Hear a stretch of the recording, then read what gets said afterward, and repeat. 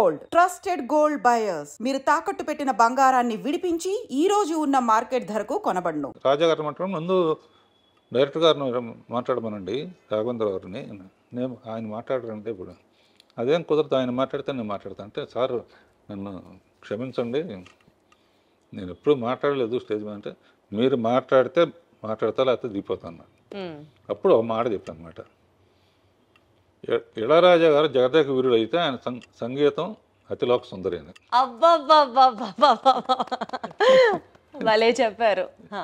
అంతకన్నా 2 ముక్కల నుంచి ముగించేశారా? ఆ మాత్రం ఆ ఒక్క మాట చెప్పి ముగించేశారా? ఈ మధ్య అంటే ఇప్పుడు రంగంలో దిగాను కాబట్టి కొంచెం మాట్లాడుతున్నా. సో 1977లో బాబు సినిమా రిలీజ్ అయిన తర్వాత బాగా రికార్డ్స్, బాగా కలెక్షన్లు వచ్చాయి. అదే టైంలో ఆ స్పాన్లో కె విశ్వనాథ్ గారి జీవనజ్యోతి సినిమా రిలీజ్ అయినప్పుడు మీ సినిమా కలెక్షన్లు కొద్దిగా తగ్గాయి అని చెప్పి మీరే ఒక ఇంటర్వ్యూలో చెప్పారు. అంటే కాస్త డిసప్పాయింట్ అయ్యారు మీరు ఆ టైంలో అని చెప్పారు.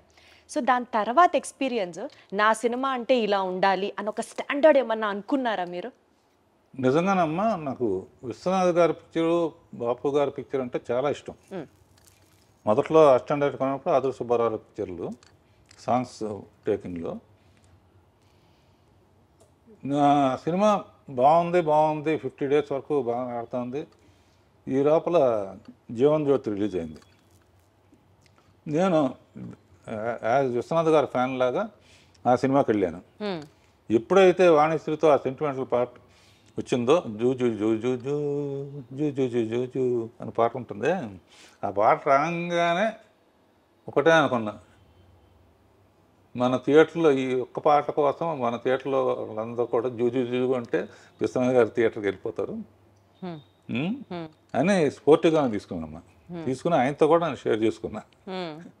ఎందుకంటే అప్పటి నుంచి ఆయన అసలు ఫ్యామిలీను ఇళ్ళు ఇయ్యే తప్ప, నేనేం కులుమన వెళ్ళి అక్కడికి వెళ్ళి ఇక్కడికి వెళ్ళి ఆయనలాగా తీయాలనుకునేవాడు. కానీ మళ్ళీ నెక్స్ట్ పిక్చర్కి మళ్ళీ కాశ్మీర్ అని ఇదని అదని రెస్పాన్సిబిలిటీ అంటే ఆడియన్స్కి.